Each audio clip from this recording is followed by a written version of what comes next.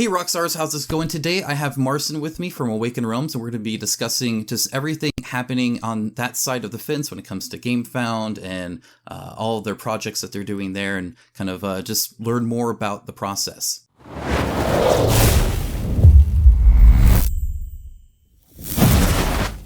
All right, so I'd actually just like to start by saying thank you. I do appreciate you being here and offering your time. I'm sure you're incredibly busy, probably even busier than I am. And so I appreciate. What time is it where you're at? It's not that bad. It's 7 p.m. So Okay, that's not all bad right. at all. Good, perfect. Yeah. Okay, all right. I still Yesterday have I my did. my morning coffee, so Oh, all right. Okay, so makes we're sense. the other Yesterday, sides of the yesterday world. I did like the midnight. That was the midnight ones are Yeah, I tougher. actually normally record at night because I have very loud kids, so it's kind of nice to be able to do this in the day while they're at school. Sure, Okay, sure. so right off the bat, I just want to say again, thank you, and then I wanted you to kind of tell me about GameFound. Sure, right. So this is like a very long project that we've been working on for like 3 to 4 years. And basically, you know all about Kickstarter and pledge managers and so forth. So I'll just start with Origins, and I'll just go into like what we're trying to do, like actually, right? So every other game that is doing things on Kickstarter actually needs a pledge manager, which is kind of silly when you think about it. That there are kind of another platform that you need to drag users through in order to actually know what the people ordered, right? Right. It's like it doesn't sound like a, let's say, professional process or not, right? But basically we're with our first bigger game, this War of Mine, the board game. We are on the choice of okay, like we need to choose a pledge manager, and there is like a lot of options and whatnot.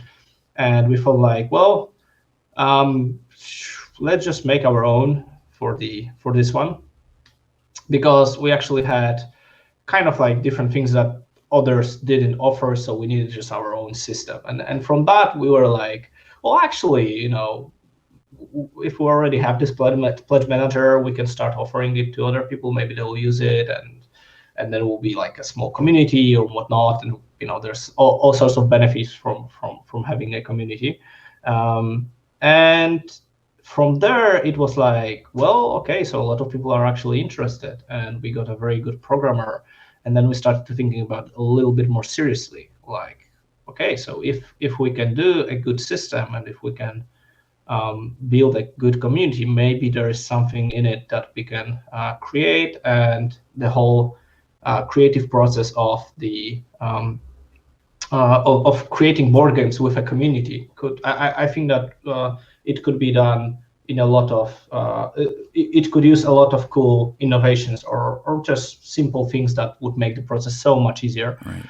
And we kind of started working towards that, and it was long and bumpy roads, especially because we basically decided, okay, let's do the pledge manager.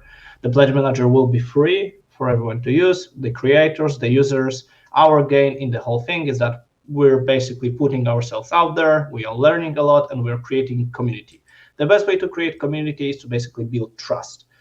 So now that we have over 200 creators using us, 300,000 users that went through our pledge manager, they know that everything works, that they know the brand, they know that everything is working as intended. No one is taking, everyone respecting their data, and so forth and so forth.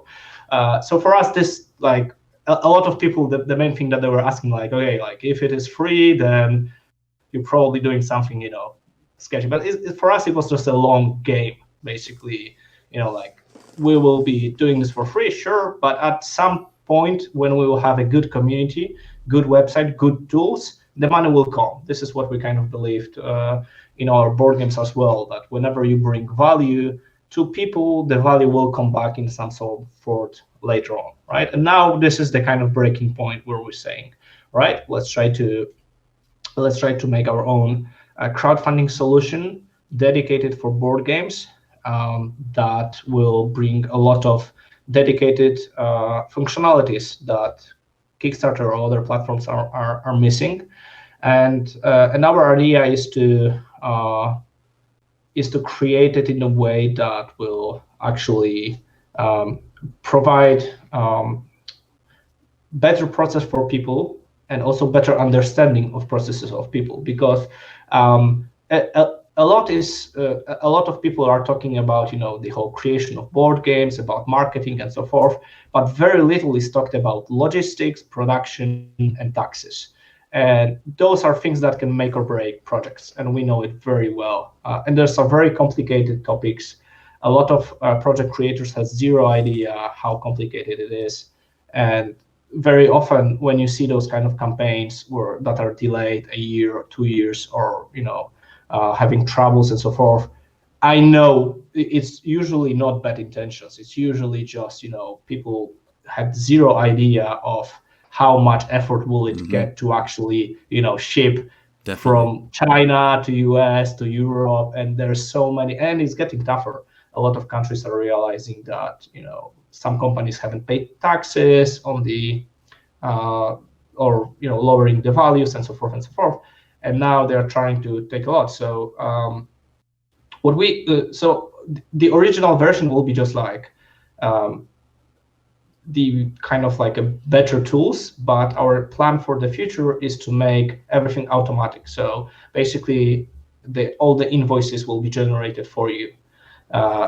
All your orders, so all the product codes and so forth, will be ready for the sorting machine.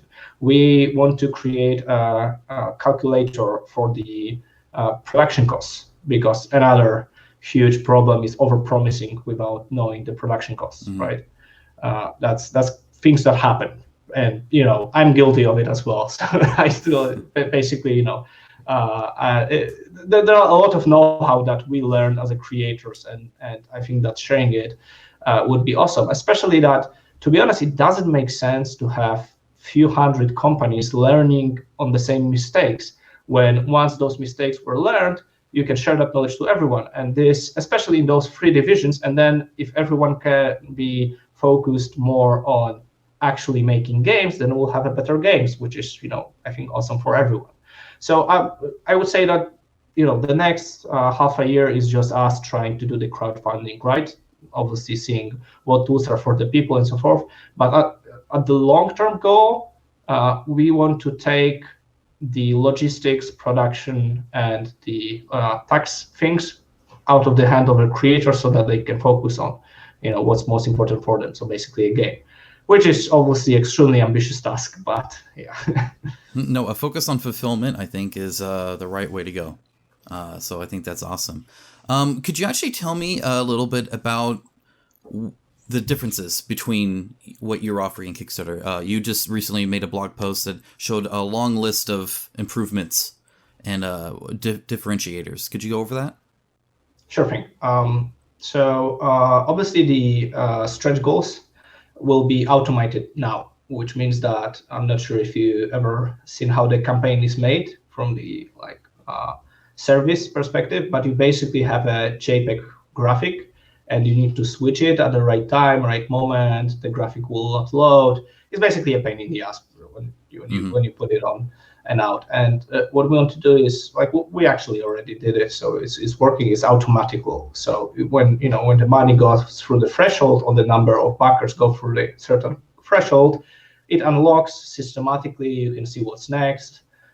You can see the details of the stretch goals. So I think that is just better for the user and for the creator, much easier and much more kind of. Sure, definitely. As a quick interruption to the viewers, sure. When you unlock a stretch goal in the middle of the night and everybody's asleep and it doesn't go, and so you don't know what comes next, what you're saying is now it will automatically update.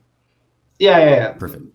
Part of there are a lot of different problems, because when you have let's say 40 stretch goals, you need to divide them into 3 different JPEG files, graphics. Sure. And then something can get mixed it's a up. batch each time. It's a little bit annoying, to be honest, right?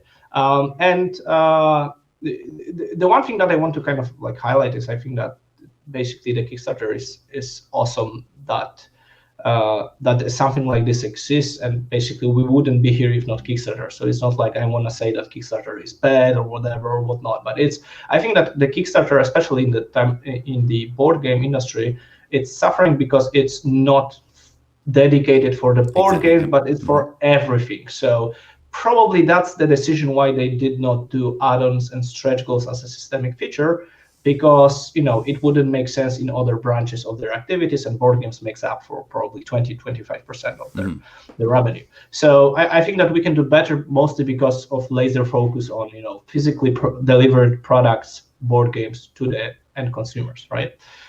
So that's the first thing. The second thing that we will, and I'm talking about everything that we'll be able to improve with the ESS Vanguard, and hopefully we'll grow from that. So add-ons will be also automatic, so it's not like you need to increase your pledge for X amount. And the biggest problem with that is not only that it's kind of feel weird for the user, because you're kind of putting in additional money and you don't see the reward and whatnot, right? But from the side of the actual creator, it's a nightmare, because then you have zero idea how many people who's actually buying what. Exactly. And you can do that after the campaign, but sometimes after the campaign it's too late, because let's say that I'm a creator, right? I have an add-on, and I want to decide whether I do language additions for that add-on, because this is an expansion. And I know that if I have 5,000 copies of English editions, then it makes sense to make a language edition of this one, right? So I need that number to know whether I will offer this expansion in German, Italian, or whatnot. And I don't have that number. I have zero way to know that. Exactly. So that's kind unless of you hard. put it into different pledge tiers or something odd like that, you can kind of try and do it. Yeah. And also this gives us an opportunity, something that I would love to have as a creator, and we'll definitely do, like a add-on if enough of people will be interested in it. Let's say that for some special, because there are a lot of people in the comments always saying like, oh, let's make this kind of version, or let's make like a dedicated dice tower or whatever. But as a creator, you have this problem that for it to make sense, it needs to be 1,000 copies, because everything below that you are actually making a loss. And you're not sure whether it will go up or not. So what you can do, you will be able to do at GameFound is like, you're putting an add-on, but it will be only materialized if 1,000 people will be interested in it. So like a small campaign inside of campaign. It's kind of like the social stretch goals they get sometimes, where they work towards something. Okay, more or less. But obviously people vote the best with their wallets. So yes. that's the. Sure. So those are the two key things that I would say. Obviously, we worked a little bit on navigation, comment section, where you can respond, you can hashtag, you can do votes, and so forth. Another thing is that I think that would be important is we also implemented from the creator standpoints would be important. The Facebook pixel is something that is very useful when you try to find the right people for your campaign. And also track, whoever bought it or not. So that's also an important thing that I would say. And then we got the also the probably the biggest way is that the transition from campaign to the pledge manager will be seamless, basically. So right now, you need to re-enter a lot of data and choose a lot of stuff and so forth. On the GameFound, you will be able to, because, maybe starting from another perspective, as a creator, will give you the choice whether you want to make all the data already available at the start of the campaign, and once people will make an order, that's it. They will never hear from you again, right? Or if there are some data that you currently don't have, because this is also a very important question, because you might not have exact shipping at the start of the campaign, because you don't know how many stretch goals will be there and so forth, right? So you can have no pledge manager, or you will have pledge manager later, but it will be much seamless process, because you will be entering the same account, actually just confirming whatever you do and clicking OK for the costs, right? So that's something that we want to do. And also one thing that I really kind of want to see what we will do with, because this is like an ongoing process of trying to think a good ways of going about it, is about vetting creators, kind of learning a little bit more and trying to weed out the scammers or people who did few campaigns, may not have a license or something, or that kind of stuff. Yeah, right? basically, yeah. All right. So I truly believe that most of the creators that don't deliver had good intentions, but probably miscalculated and so forth. I truly believe that, because it's a very complicated process usually. But there are some, bad apples, and I think that those bad apples make, like, it's very bad for the platform and for the crowd and for the industry as well, because if you have 5% of people who, it doesn't feel good to be cheated, basically. And yeah, so I would really want to make sure that we'll have a good vetting process, and also clear rules, meaning how many undelivered campaign you can have, and so forth and so forth. So basically, kind of like a transparent process of who we accept, what are the risks, and so forth. All right. Well, that's great. That's actually part of another question I was going to ask in the future. Mm. Instead, I'm going to kind of veer a little bit. You mentioned how you kind of have this pledge manager and now this crowdfunding thing, and that it's seamless. It's pretty much just one product. Would you be able to crowdfund on your site and then use BackerKit as a PM, or are you kind of required to use the whole package? I haven't thought about it right now. To be honest, yeah, I would probably need to think about it more, because right now my thinking is that there probably would be no point of doing that, but probably there might be some people who will be interested in doing that because they have set all the infrastructure and so forth.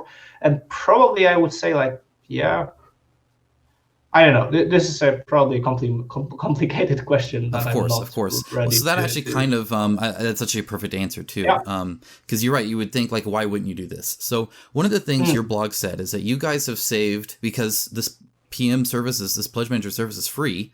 You're just gonna do the whatever the credit card fees are, and that's really it. And that's not even inflated, which is nice. That you've saved like 4.5 million euros, I think is what you kind of said to different companies.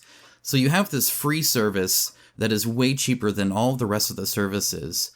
Yet there's still not companies using it. So companies choosing to pay when they don't have to. So, obviously that proves, one, companies will do silly things, but also why do you think CMON isn't using this, for instance? Or why do you think these other companies aren't? Sure. All right. So first of all, I think that a lot of companies such as Amazon, Google made a little bit name for themselves of accepting competitors and then cutting them off. And when you have stories like that, it seems very sketchy to try to use other marketplace, especially if you know that they are owned by other publisher. And I kind of I respect that. Probably I would be the same way if I would be buying big and so forth. I think that it's easier now because a lot of other companies already use that, and a lot of big ones like Lucky Duck Games, Mythic Box, and so forth. And they see that there is nothing sketchy about it, that we're kind of not trying to do anything. We're just trying to do something else. And I will understand that that kind of fear or fear of competitors having this platform. So that's why I also trying to, or actually in the middle of finalizing an investment deal where it would be separated from Awaken Realms to some extent, so that there will be like an additional third party that will make sure that we're not trying to favorize our game or do something like that, right? Sure. So I understand that aspect of it.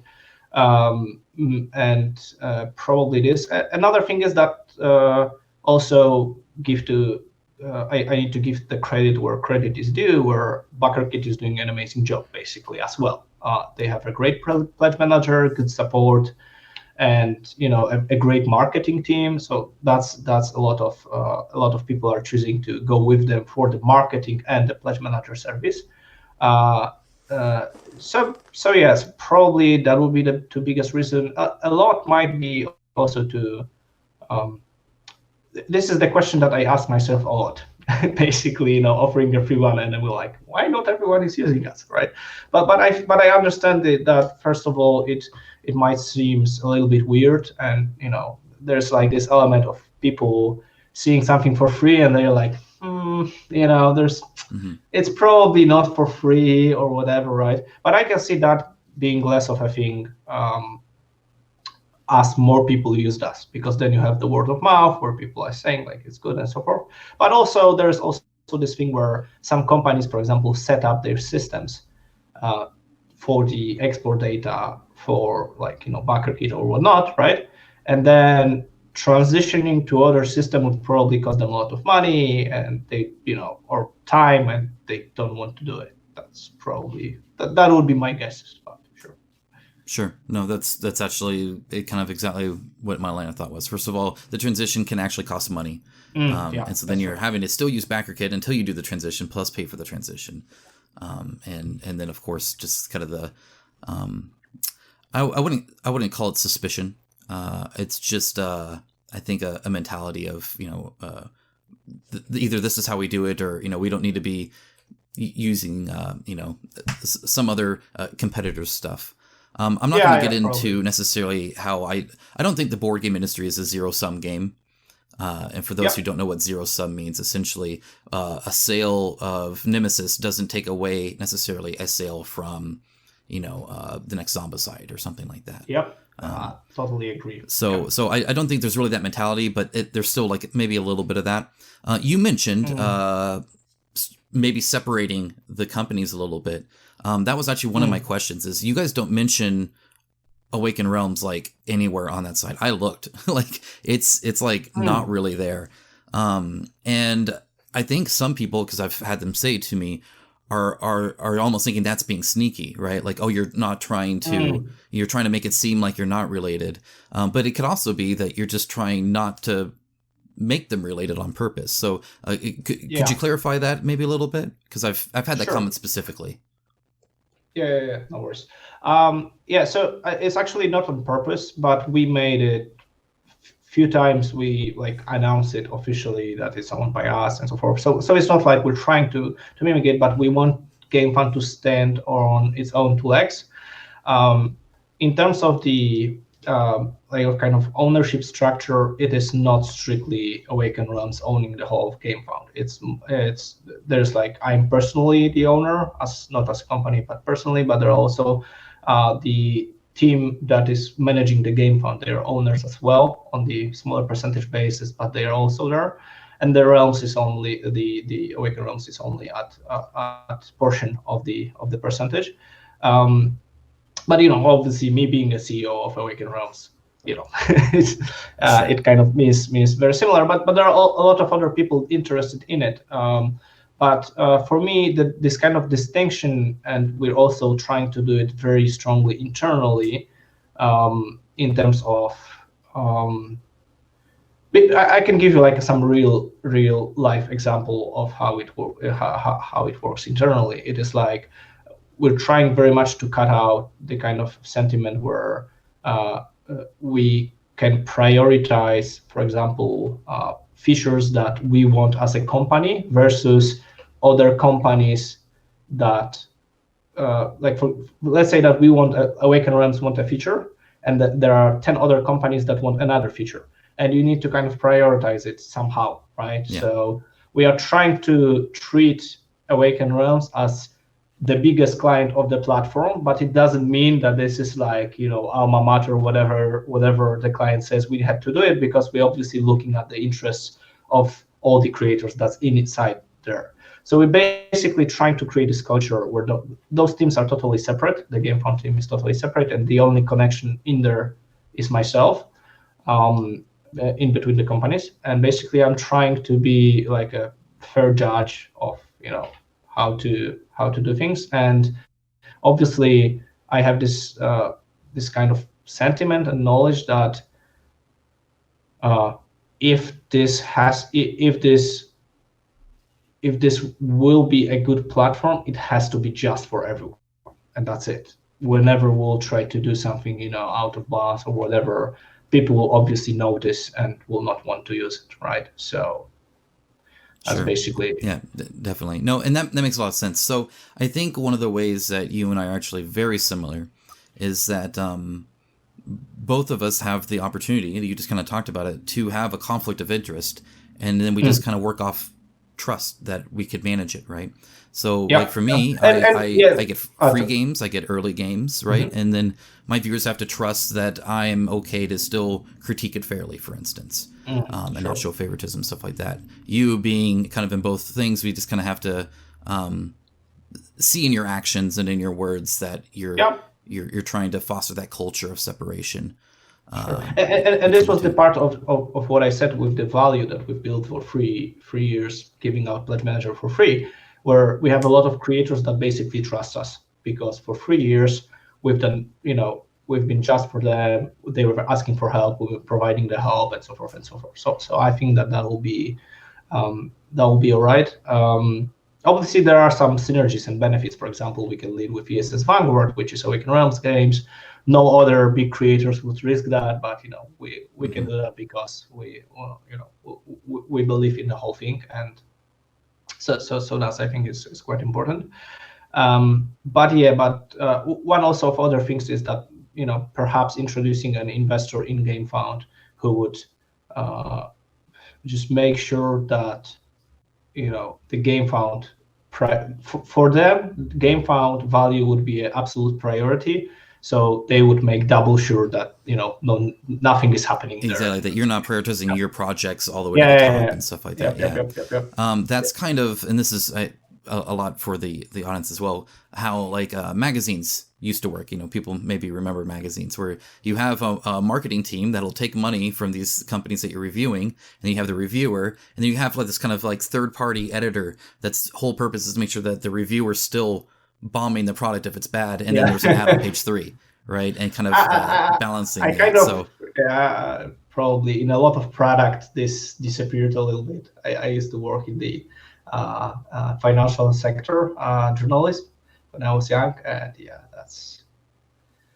it can get messy. So having that third party can really help in that sense, right? Sure. For sure. Okay, well that's some great answers. You kind of talked briefly about putting your stuff on there, and even though this is like ISS Vanguard's going to be on GameFound, and that's like a huge thing, right? But I just got a nice little sponsored Facebook post that Awakened Realms Lite. So if you didn't know, Marcin's like you're like running like 8 companies over there. No, I kid. But anyway, they are coming out with a game, and it's already has a Kickstarter. Yes, exactly, and it has a Kickstarter draft page, so it's on Kickstarter. Why did you choose to put that on Kickstarter and not GameFound with ISS Vanguard? Oh yeah, basically Awakened Realms Lite is like a different team. It's a much smaller team, and they are doing their own thing.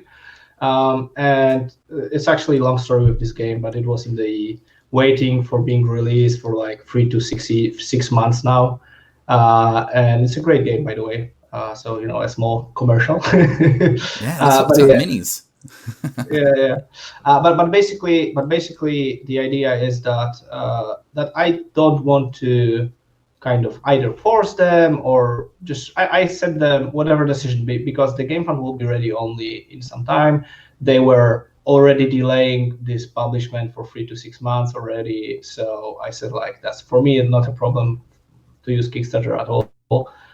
So that's basically, there's no bigger reason other than they just. It just made sense for that product. Sure, okay. Exactly. And also and they're also doing it for them. It is much more retail line, I would say. So that's I guess if I was to guess what your answer would have been, I would have think it would be maybe audience dependent a little bit. Obviously, I'm not. Well, let's say I'm not stupid. I understand that Kickstarter for the first period will have like extreme advantage in terms of audience. So that's obvious for me, and for the creators who will choose to work with us, we will have some sort of things that we want to kind of draw them in to us that will kind of help them make the choice or balance it out. Let's say the read. Because for me, obviously that the Kickstarter will have. But on the other hand, and I think that if you talk to a lot of creators, especially if you're not this, because if you're this huge campaign, then you are starting building like a snowball organic reach and so forth. But if you're like in the middle or the lower end, basically you need to drive the traffic yourself. If you will not, the organic traffic, Sure. No, that makes total sense. Okay. So I'm going to talk briefly about I guess kind of the greater industry thing, and then we'll kind of end on what's next for GameFound, if that's all right with you.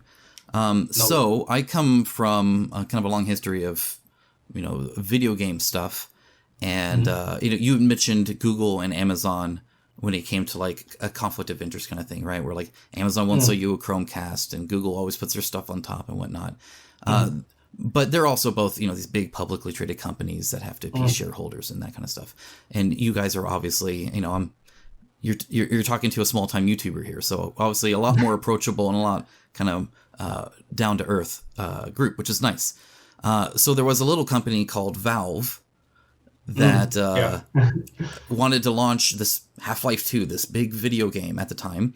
And they decided to make their own distribution for it called Steam.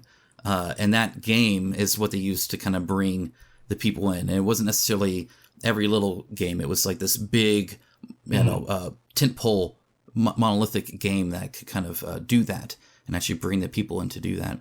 And that's actually a good example of a company that develops games and does all this stuff, but then doesn't prioritize it and treats everybody fairly and does this, all this other kind of stuff, which is, I think, a much better comparison towards you guys. So I'm assuming that's kind of your strategy a little bit there. Oh, definitely. I mean, I love Steam and the way their approach is to games and to the way they make money, because in games like Dota 2 or Counter-Strike or whatever, I love that they did. I think that they started it making in Team Fortress 2. Basically, everyone have the same gameplay. It can even be for free, and you're spending money on cosmetics that doesn't, Hats. Yeah, I love it. I mean, this is something that we also try to copy in our games. Basically, the way we do our board games, right, is we really want to cut the cost on the core box as much as possible, and we just leave like a little bit of miniatures that are essentials, like 8 miniatures, 10 maybe, but to cut down the cost as much as possible. For the if you just want game, you can just go for this game for gameplay essential pledge, and it will never be above $200 or whatever, right? It will always be something that.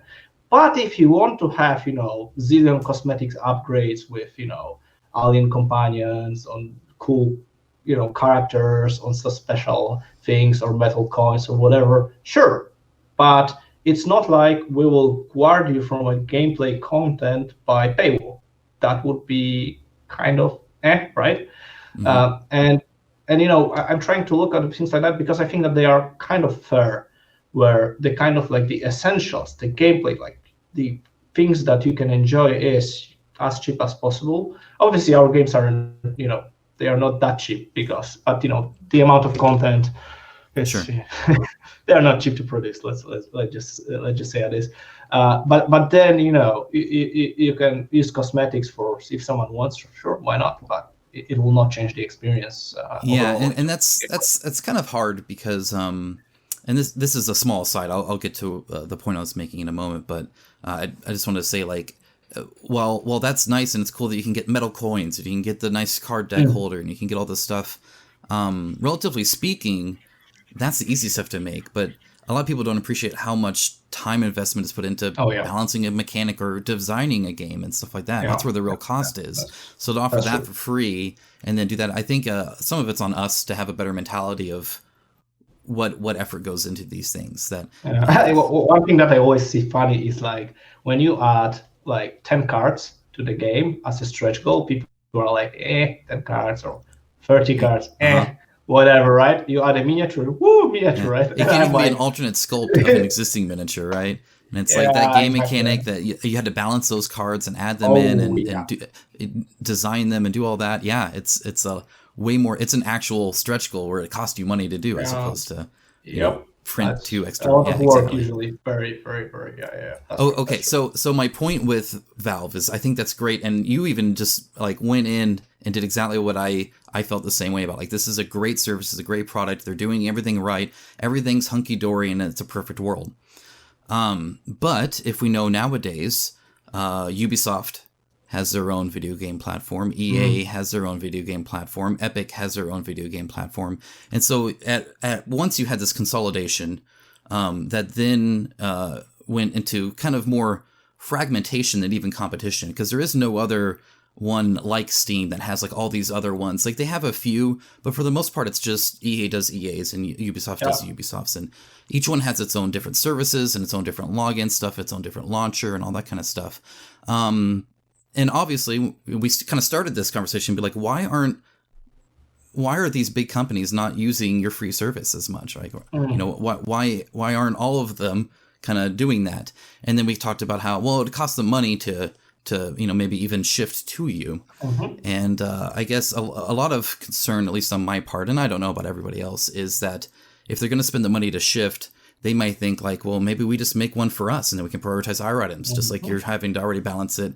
And then so Command can just have their own, and Monolith can have theirs, and Mythic Games and Cirrus Pulp and all these other kind of wonderful companies can have these different ones.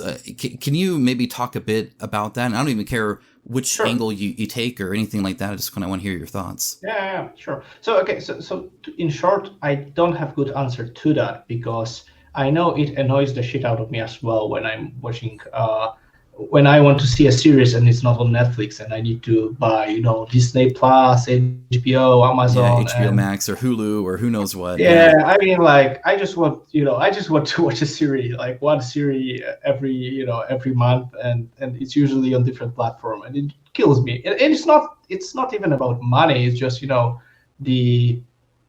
it's annoying to keep all those passwords and everything and keep track of things, and it's just so it's messy. And I know what you're talking about, and I don't have a clear answer. Like, if you want my true clear answer, I would say that the government should own all the marketplaces. That would be my answer if you would say to me that, because well, that would solve the problem, right? That would, like, some part, but obviously probably those platforms would be unusable then. So, but you know what I mean. There should be one platform, period. It's working great, and the benefits go to whatever.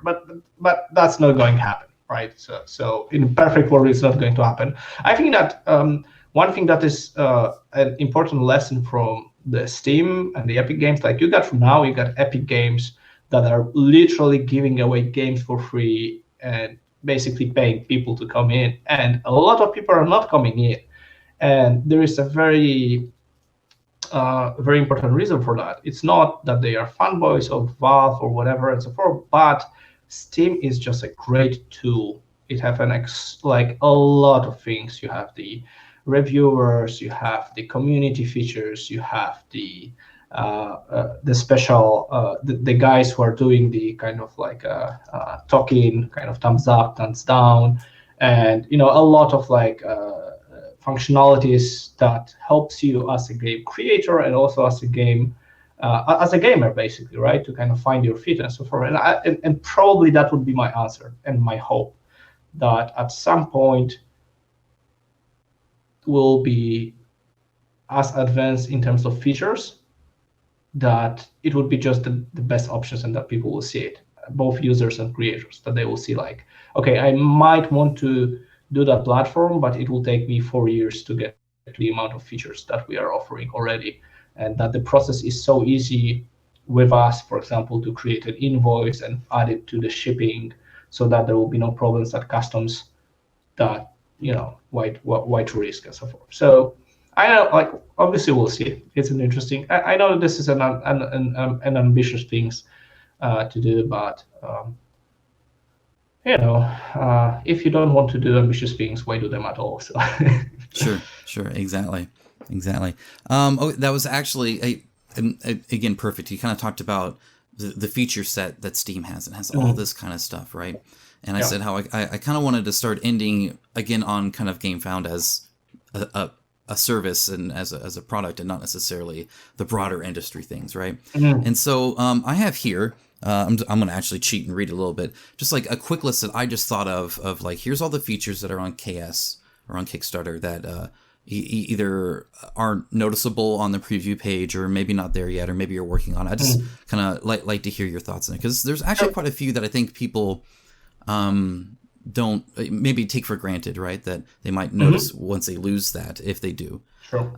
So for instance, they have the projects we love, right? Where they have a team that just go and manually look at things, say, oh, looks like a great thing, and they do the project we love kind of thing. They have the ability to follow a creator.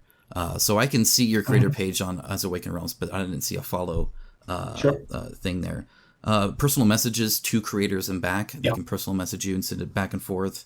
The ability to browse specific categories. So you have like tabletop, but you have a few others as well. And obviously a game specific one could probably break that down even by genre or something.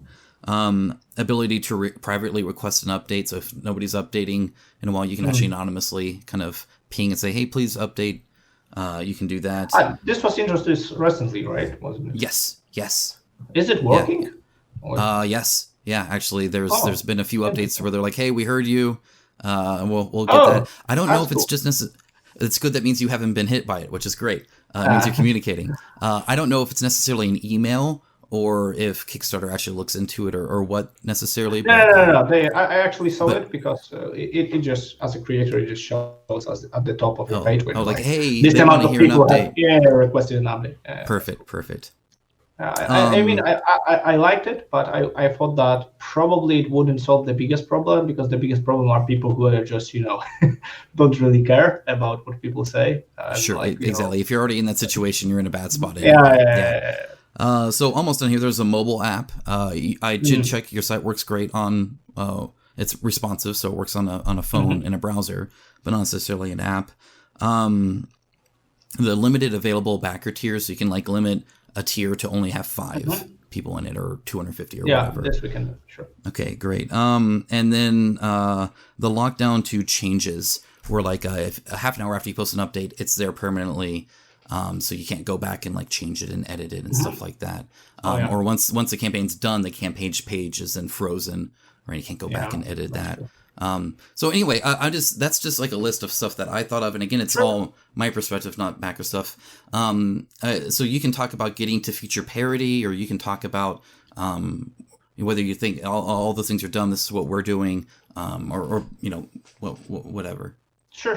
Yeah, I think that there's a lot of great service, great features that are out there, and obviously it will take a while to be as good or even or better. I mean, I know that we'll be on the pledge manager front. We are zillion times better because trying to deliver things only with Kickstarter backend is impossible. That's very basic, right? Yeah. Especially because people don't know things like that. But as a company in Europe, especially for bigger companies, because smaller, whatever. But the bigger companies, we are currently registered in 20 different countries in European Union for tax purposes. And for each and every of these countries, we need to have a little bit different invoice and report to them directly and so forth. And then we're now registering in US and so forth. And it's just so much administrative work that we had to go through. And I felt if any other company will have to go through that, that's that's so much time each year. When I was opening up a game company, I thought cool. I'll be making games 90% of my time, 10% I'll be playing other games, and then 80% taxes, administration. Yeah, exactly. That was the reality. And I felt because that's the most interesting thing about the whole concept, and this is our kind of long-term plan. Once we have set up this net of tax registrations, this is the process that you have to go once, right? And then it can scale up whatever. It doesn't matter if you have 10,000 invoice or 10,000 invoice or 100 invoice. Everything is doing automatically. It goes off, write it off, and so forth. So basically, the biggest advantage or the biggest value that we will bring in, hopefully, and that this is something that will satisfy me the most, that if I will save other companies the pain in the ass of going through all those administrative procedures and so forth, and do that for them. This will bring a lot of value to them. They will be able to focus on actually making great game, what they probably want to do, and this will overall Ideally. and this would overall make a much better game for everyone, because backers will be more happy because they will have more better game. Creators will be more happy because they will be focusing on what they want to do, not on all these tax administration logistics things.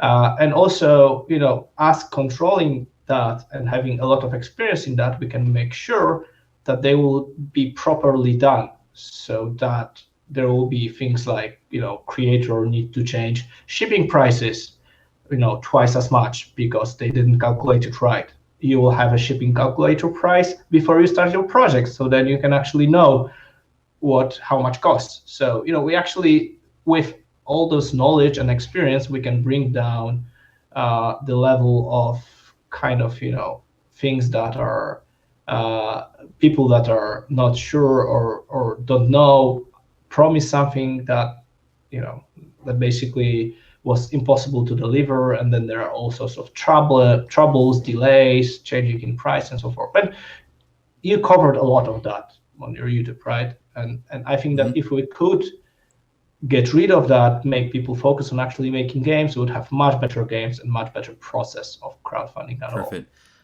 Okay, so that's and again a great lead in. I have two more questions, but I wanted to check how are you on time? I want to respect your time, obviously. No, I think like we still like 10 to 15 minutes. So. Okay. So there's two more questions. So I mean, I'm wearing my make games not campaigns shirt. So I don't know if you're aware of that. I don't even know when I said it. I don't follow a script, so I just spout things, and sometimes people pick up on it and quote it back to me. Normally it's embarrassing. That one actually kind of sounded cool, so I liked it. I wanted to quickly, I guess, so you guys do a great job, obviously, of making and delivering games, and then also launching multiple campaigns and kind of balancing that. It seems quite efficiently as a company. In fact, multiple, because you also have the Light, and they're churning out stuff too and whatnot. Yeah. Kickstarter has some rules around concurrent campaigns or doing your first one, and that sort of stuff. Have you? Do you know what your stance is on that yet? Could I go on there and make 5 campaigns at once and then run with the money? Or? 5 campaigns. Okay, so we have this transition period where, first of all, maybe I'll talk a little bit about it. So our first campaign will be ESS Vanguard, right? Then we'll only handpick few campaigns that will support, but it will not be, after that period, we'll not accept anyone from the street.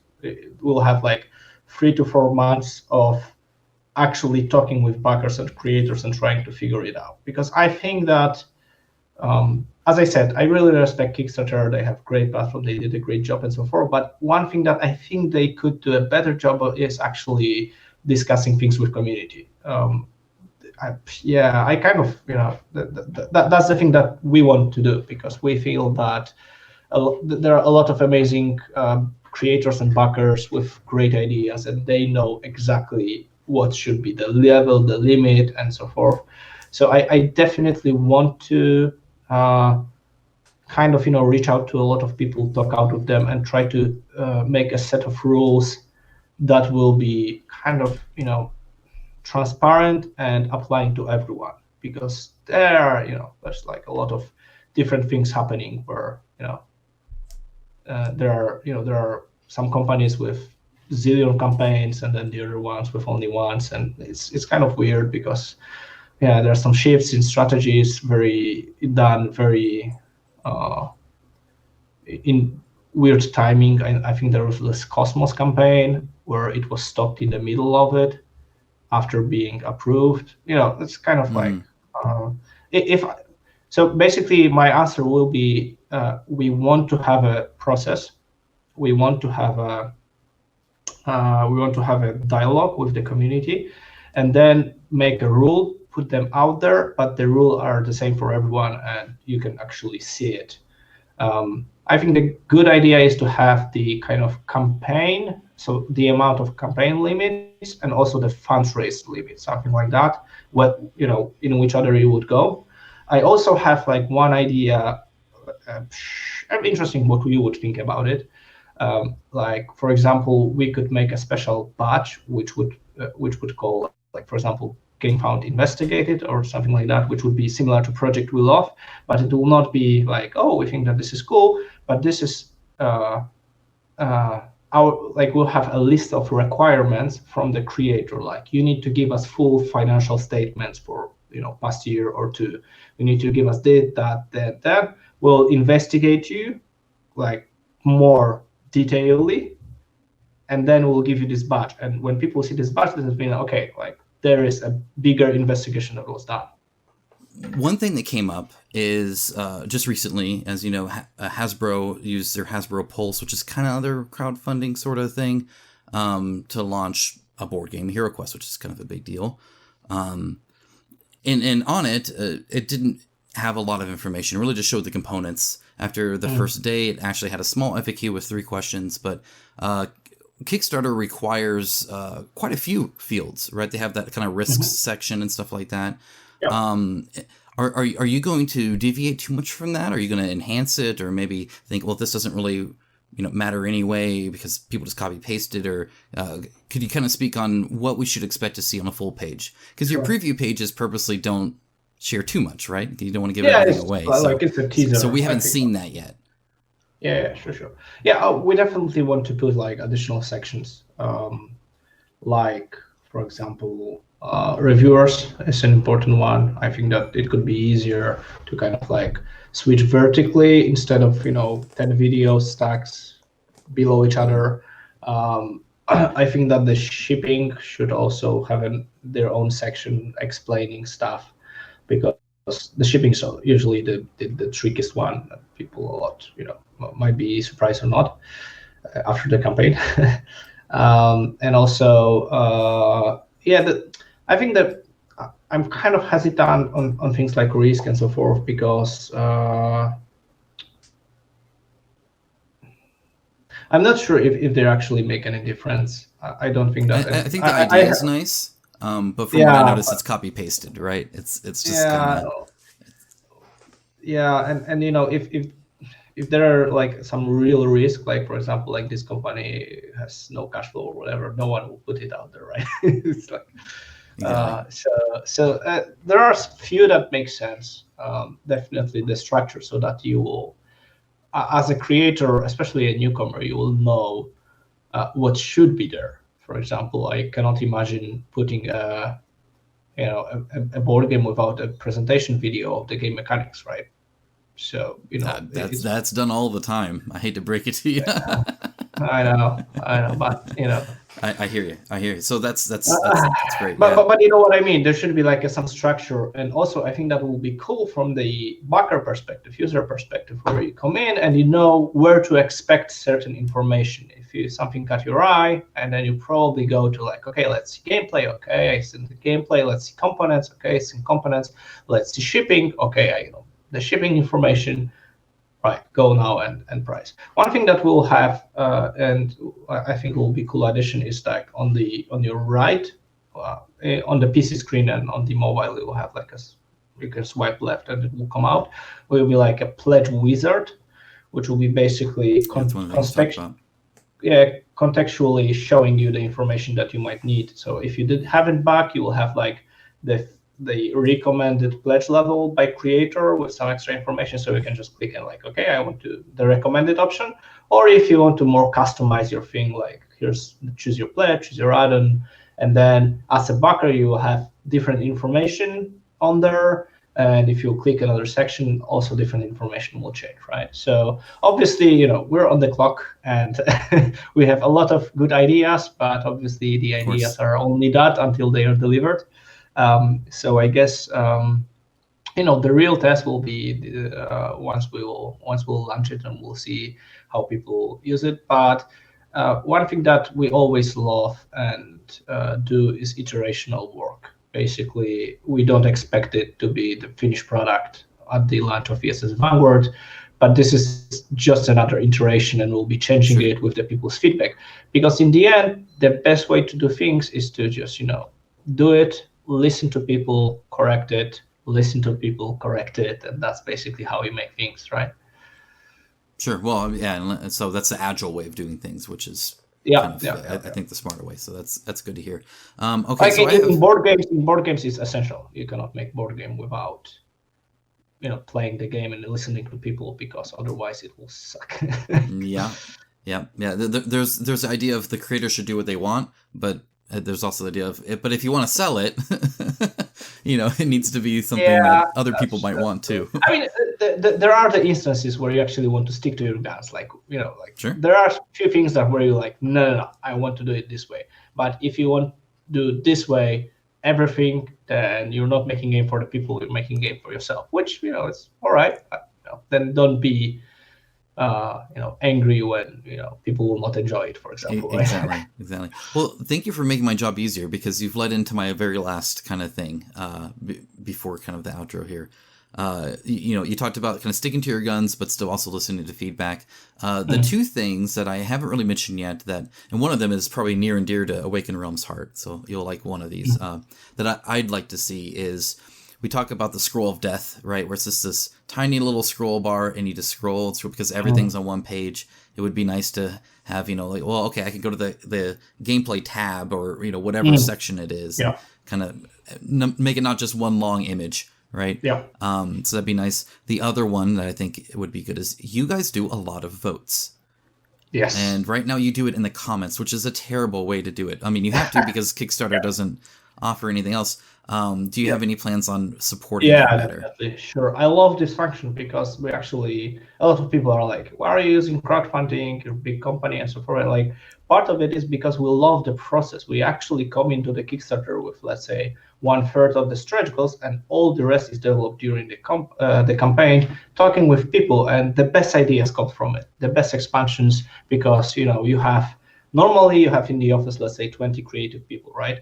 During the campaign, you have 20,000, and we actually read all those comments and try to kind of, pick on the best tropes, and then, awesome process. And definitely, putting this as a priority during the campaign would be also to kind of have this kind of back and forth between backers and creators, different votes, and kind of like ways of people to influence the final product. I believe that this is one of the biggest benefits of crowdfunding. You can actually have people help you test things, help you with ideas, creative things, or judge whether it's good or bad.